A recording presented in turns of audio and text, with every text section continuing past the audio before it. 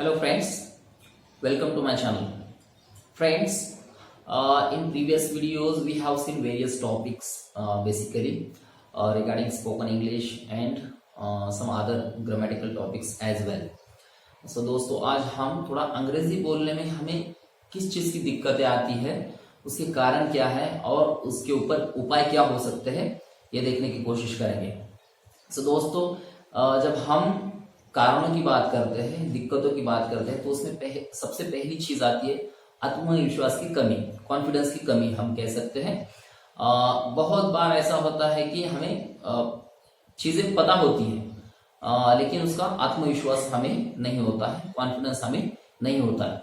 सो हमें कॉन्फिडेंस नहीं होने की वजह से हम जो भी चीजें हमें पता है वो हम डिलीवर नहीं कर पाते, हम उसे सामने रख नहीं पाते हैं, या हम अगर अंग्रेजी बोलने की बात है तो हम वो अंग्रेजी बोल नहीं पाते हैं. हमें डर लगने लगता है बहुत सारी चीजों का, जैसे कि कोई गलती हो गई तो कोई हम पे हंसेगा, गलत हो गया तो क्या होगा, बहुत सारी चीजें हमारे दिमाग में आती है.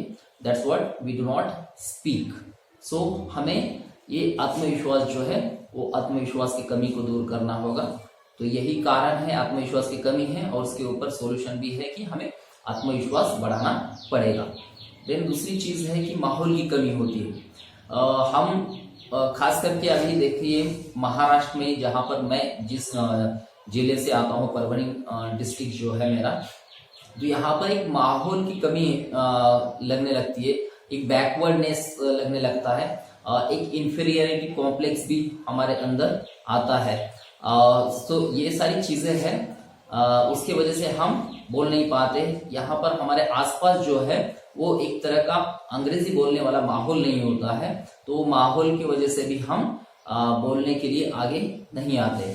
जैसे ही हमारे आसपास अगर माहौल बनता है तो हम बोलने के लिए आगे बढ़ते हैं. अगर मैं आंध्र प्रदेश में जाऊं तो वहां पर तेलुगु बोलना जरूरी होता है. उस माहौल में अगर मैं रहता हूं तो मैं तुरंत वो तेलुगु जो जुबान है, जो लैंग्वेज है, वो मैं आसानी से सीख सकता हूं. लेकिन मैं यहाँ से तेलुगु सीखने की कोशिश करूं और मेरे आसपास अगर माहौल नहीं है तो मैं वो बोल नहीं पाऊंगा.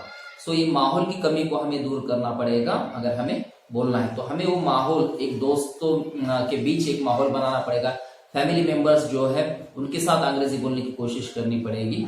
सो जो पॉसिबल है हमें अंग्रेजी सुनते रहो, अंग्रेजी बोलते रहो, अंग्रेजी बोलने वालों के बीच में रहो, तो एक माहौल आप बनाओगे तो आपको अंग्रेजी बोलने में दिक्कत नहीं आएगी, आप आसानी से अंग्रेजी बोलने लगोगे.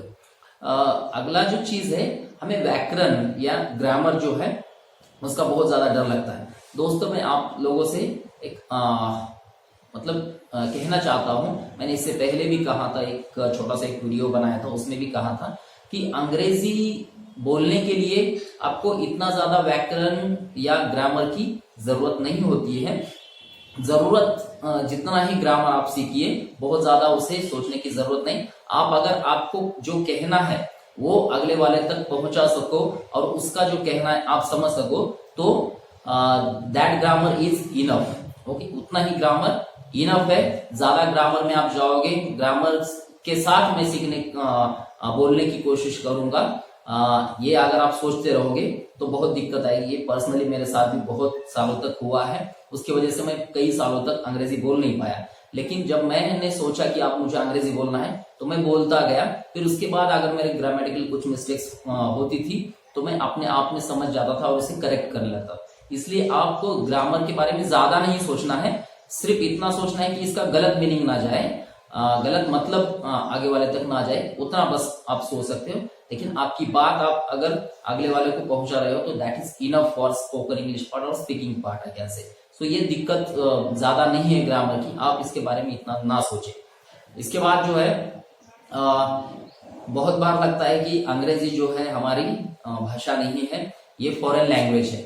सो वो फॉरेन लैंग्वेज होने की वजह से हमारी भाषा नहीं, अपनापन इसके अंदर नहीं है, ऐसा आपको लगता है. उसकी वजह से भी आप उससे दूर भागने की कोशिश करते हैं, उसका एक डर आपके मन में पैदा होता है. सो दोस्तों उसे अपनी भाषा बनाने की कोशिश कीजिए, उसमें अपनापन लाने की कोशिश कीजिए, तब आपको ये दिक्कतें नहीं आएगी. सो ये सारी चीजें हैं, ये कारण भी है और इसी में उपाय है कि उसे अपनापन दीजिए तो आप वो आपका एक सोल्यूशन भी बन जाएगा। सो ये सारी चीजें हैं, ये दिक्कतें हैं, ये कारण है जो आपको आगे बढ़ने नहीं देते, अंग्रेजी बोलने नहीं देते। ये सारी चीजों को एक साइकोलॉजिकल तौर पे सोचिए, एक दिमागी सोच है हमारी, उसे बदलने की कोशिश कीजिए। सो अपने आप में एक कॉन्फिडेंस पैदा कीजिए, आत्मविश्वास लाइए, एक माहौल अपने आसपास बनाने की कोशिश कीजिए।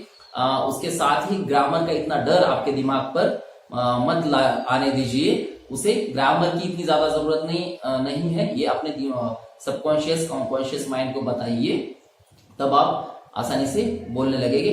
और ये अपनी ही लैंग्वेज है, बस इसका एक माहौल होना चाहिए, ये सोचिए, तब जाकर आप बोलने लगोगे। और इसके अलावा जो टिप्स है, how to improve your speaking skills का एक मेरा वीडियो है इस नाम से, तो आप उसे देखिए, उसमें आपको समझ में आएगा कि आपकी अंग्रेजी और दुरुस्त करने के लिए, अच्छे से बोलने के लिए आपको क्या क्या करने की जरूरत पड़ेगी।